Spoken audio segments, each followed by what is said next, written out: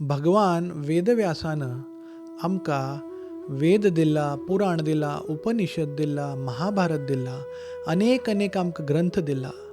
पण आयच्या काळान तूं आमगेले इतले टायम आसवे इतले सगळे ग्रंथ हांक वाचूच्याक आनी टायम सोडा आमगेले कलियुगाची मेमरी इतलं वीक आसा की आमकां इतलो सकळ उडगास वडतोय, इतलो आमकां इंटेलिजन्स आसवय.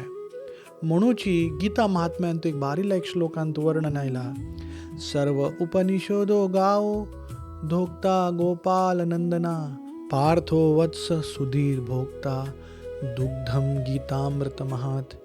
या गीता महात्म्या श्लोकांत तो अशी सांगला की कशी संपूर्ण वेद उपनिषद हे सगळे जे ग्रंथ आसा ताजे सार मेले एक गायच्या रुपाक वर्णन केला. आणि गायचे सार मेळ कसले ताजे दूध. आणि ह्या श्लोकांत तूं दूध काडताल जो गोपाल कोण? श्री कृष्ण. दोगता गोपाल नंदना.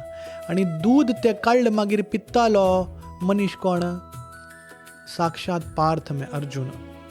तशींची ह्या श्लोकांत तूं म्हणला की संपूर्ण वेद उपनिषद पुराण इत्यादी हाजे जो सार आसा ते आसा भगवद्गीता. म्हणून ताका गीतोपनिषद अशी म्हणटात. म्हणून आमी भगवद्गीता वाचूका आणि भगवद्गीताच्या जिवनान तूं कशी आमी एप्लाय करका ते मस्त इम्पॉर्टंट आमगे लायफान तूं लेसन आसा. हरे कृष्ण.